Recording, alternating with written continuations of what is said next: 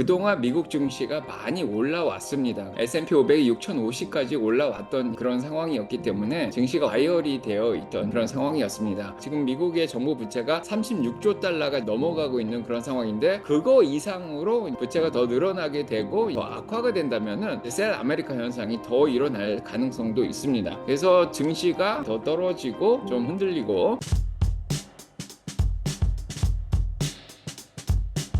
안녕하세요, 여러분. 미국 투자 스토리의 방 교수고요. 자, 지금 러커스 대학의 종신 교수로 있는 이주택 교수입니다. 현재 미국 증시 상황 어떻게 보고 계신가요?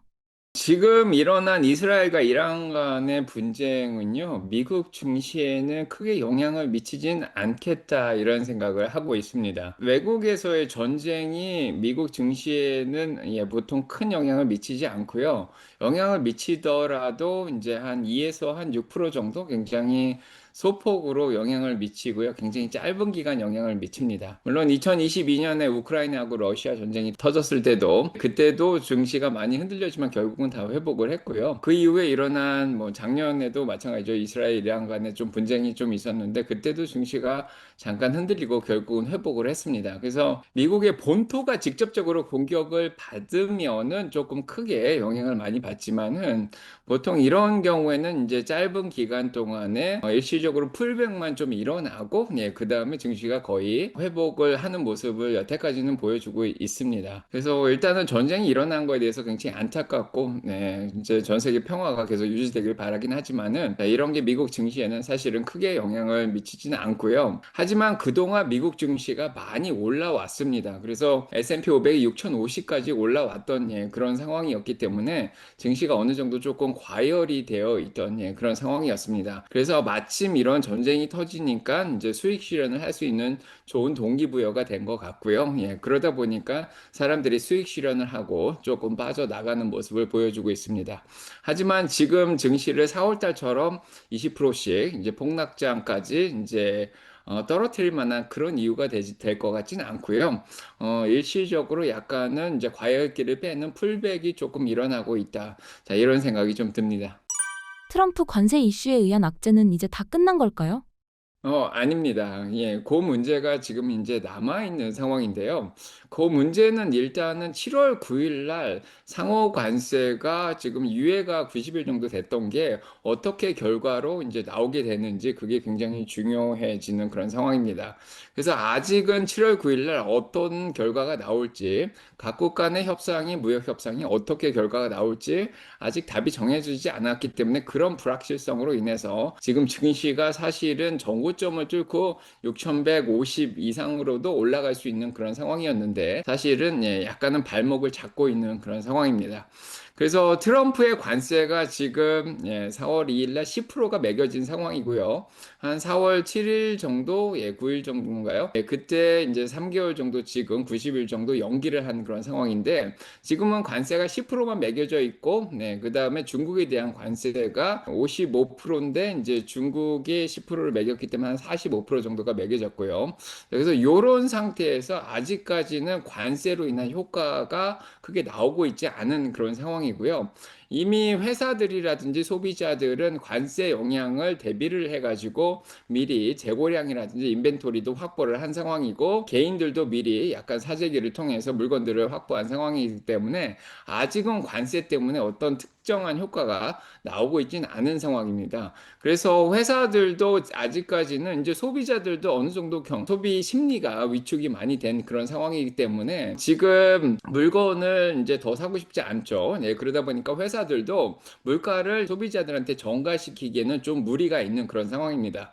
게다가 이제 사재기를 통해서 물건들을 외국에서 이미 다 확보를 한 상황이기 때문에 아직까지도 이제 물가 전가가 일어나고 있지 않은 상황이고요. 최근에 나온 이제 근원 PC 물가 지수라든지 근원 CPI 물가 지수를 보면요, 2.4%, 2.8%로 해서 그렇게 올라가는 모습을 보여주고 있지 않은 그런 상황입니다. 그래서 아직까지는 관세로 인한 효과가 나오지 않았고요. 하지만은 이제 7월 9일 날 이제 결과가 좀 명확하게 나오기 때문에 10%만 매기고 그 이상으로 10%, 25% 아니면 20%까지 관세를 더 매겨지는 나라들이 있기 때문에 그런 효과가 아마 7월 이후에 아마 7월 말, 8월, 9월, 10월까지도 영향을 미칠 수 있을 거다 이렇게 생각이 듭니다. 그래서 만약에 상호관세 처음 매겨진 것처럼 그대로 매기게 되면 이게 미국 증시에 조금 영향을 미칠 수가 있고요. 이게 물가를 상승시키고 경기를 둔화시키면서 스태그플레이션을 가져올 수 있는 그런 우려가 있습니다. 자, 그래서 그걸로 인해서 아마 미국 증시가 조금 흔들릴 가능성이 있고요. 물론 이제 거기에다가 셀 아메리카 현상까지 일어난다면은 채권 금리도 다시 조금 더 올라가게 되고 거기에다가 이제 달러는 계속해서 약세를 보일 수 있는 그런 가능성이 굉장히 높은 그런 상황입니다. 여기에다가 이제 의회 쪽에서 지금 상원 쪽에서 관세에 더해서 지금 세금 법안을 통과시키려고 그러는데 이런 것들로 인해서 정부의 부채 문제가 지금 미국의 정부 부채가 36조 달러가 지금 넘어가고 있는 그런 상황인데 그거 이상으로 부채가 더 늘어나게 되고 이런 법안이 통과돼서 그게 더 악화가 된다면은 아마 이제 셀 아메리카 현상이 더 일어날 가능성도 있습니다.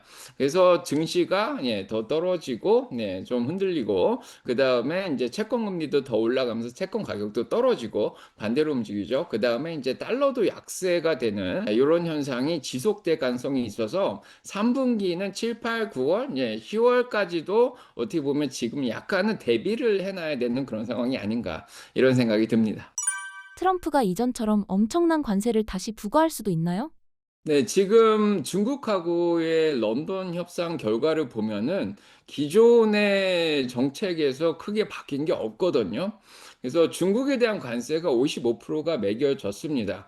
그래서 이제 중국이 10% 매긴다 그래도 45% 정도의 차이가 나는 상황인데 사실은 미국 정부에서 크게 입장을 바꾼 거는 없는 그런 상황입니다. 지금 중국에서 히토류의 수출 금지를 하고 있던 상황인데 그것까지 지금 풀어주면서 관세는 55%를 받아주는 중국의 입장을 보면서 다른 나라들도 원래의 상호 관세를 그대로 가져갈 가능성이 있지 않을까. 그래서 한국, 일본은 한 25% 아니면 저 동남아 국가들은 30%에서 40%까지도 관세를 계속 가져갈 가능성이 있고요. 최근에 트럼프 대통령이 일방적인 편지를 통해서 일방 관세를 두 개 국가에 그냥 발표를 하겠다 이런 얘기까지 한 그런 상황입니다. 그래서 협상을 하면서 관세를 내릴 생각은 지금 없는 것 같고요. 지금은 일단 증시가 많이 올라와 있는 그런 상황이기 때문에 지금은 기존의 입장을 유지하면서 관세를 크게 매길 가능성이 더 높은 그런 상황입니다. 만약에 4월 달처럼 증시가 많이 떨어져 있는 상황이면은 지금 트럼프 대통령의 지지율 자체도 45% 정도로 많이 떨어져 있는 상황이거든요.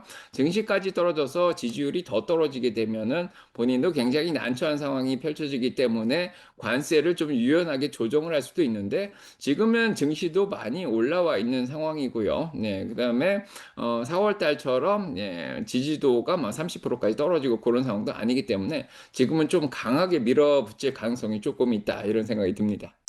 트럼프 이기는 트럼프가 그리는 그림대로 흘러가고 있나요? 트럼프가 원래 원하던 대로 가고 있다는 생각은 안 듭니다, 지금. 일단은 관세 측면에서 보면은, 본인이 원하던, 그런 관세를 그대로 유지를 하긴 하는데요. 다른 나라들은, 그거를 이제 쉽게 따라오고 있지 않은 그런 상황이죠. 그래서 이제 중국도 일단 마지못해 받아들이긴 했는데, 아직까지 트럼프하고 시진핑 사이에 이거를 마지막으로 이제 사인을 했다, 뭐 이런 얘기는 아직 나오고 있지 않은 그런 상황이고 다른 나라들도 일단은 조금은 피해서 시간을 두고 협상을 하고 있는 그런 상황입니다. 그래서 원래 트럼프가 원하는 것은 이렇게 관세를 통해서 외국에서 제조업을 하고 있던 많은 기업들이 미국으로 이제 들어오기를 그렇게 바라는 거고요. 그 다음에 미국과 외국 간의 무역 수지를 조금 해결을 하면서 적자폭을 줄이면서 이 세금 수입을 통해서 이제 미국의 36조 달러나 되는 부채 문제를 좀 해결하려고 이렇게 노력을 하고 있는 그런 상황인데요. 이런 것들이 나라들이 거의 다 아직은 지금 완전히 해결되고 있지는 않습니다. 뭐 중국하고만 조금 협상이 됐을 뿐이지 다른 나라들은 아직도 협상이 되고 있는지 그 결과가 나오고 있지 않은 그런 상황이고, 결국 일방적으로 편지를 통해서 그냥 관세를 통보를 하겠다 이렇게 얘기를 하고 있는데, 그렇게 되면은 유럽이라든지 다른 나라들도 보복 관세를 매길 수 있는 가능성도 있는 그런 상황이고요. 외국에서는 이제 대만의 TSMC라든지 팍스콘이라든지 한국의 뭐 삼성이나 현대, 그다음에 일본에서도 이제 소프트뱅크 같은 데서 지금 미국에 이제 투자를 더 하겠다, 자 이런 얘기는 좀 나오긴 했습니다. 하지만은 지금 무역 수지가 크게 개선이 되거나 실질적으로 이제 삽을 파면서 뭐 공장을 짓는다던가, 자 이런 거는 아직 지금 나오고 있지 않은 그런 상황입니다. 트럼프가 이번 중동 전쟁으로 오른 유가를 다시 잡을 수 있을까요? 유가를 잡아야 되는데 지금 쉽지가 않은 그런 상황입니다. 그래서 일단은 미국에서의 생산량이 더 늘고 있진 않은 그런 상황이고요. 오펙 플러스도 사실은 생산량을 더 늘리겠다고는 했지만은 생산량이 그렇게 따라와 주고 있는 그런 상황도 아닙니다. 거기에다가 트럼프가 당선된 이후에 전 세계적인 이런 지정학적 문제들을 한 번에 해결을 할 것처럼 그렇게 얘기를 했는데, 벌써 취임한 지 5달이 지났는데도 우크라이나 러시아 전쟁이 해결이 안 되고 있고요. 자, 이란과의 협상도 잘 안 되고 있는 상황이고, 베네수엘라 쪽에서도 무역 봉쇄를 더 강화시키고 있는 그런 상황이죠. 자, 이러다 보니까 기름이 유통이 잘 안 되고 있는 그런 상황입니다. 거기에다가 이제 중국이 좀 이렇게 살아나면 기름을 조금 더 쓸 수 있는 그런 상황이죠. 그래서 미중 간에 좀 합의가 되면서 중국의 경기가 좀 좋아지면 기름을 또 사용을 하거든요. 그러면 수요가 좀 늘어나면서 기름값이 전반적으로 또 올라가는 또 그런 상황이 펼쳐지고 있습니다. 그래서 지금 이번에 또 이란과 이스라엘 간의 전쟁을 막지를 못하는 바람에 지금 기름값이 치솟고 있고요. 브렌트가 거의 80불 가까이 지금 올라오고 있는 그런 상황인데요. 이거를 쉽게 잡지는 못하겠다.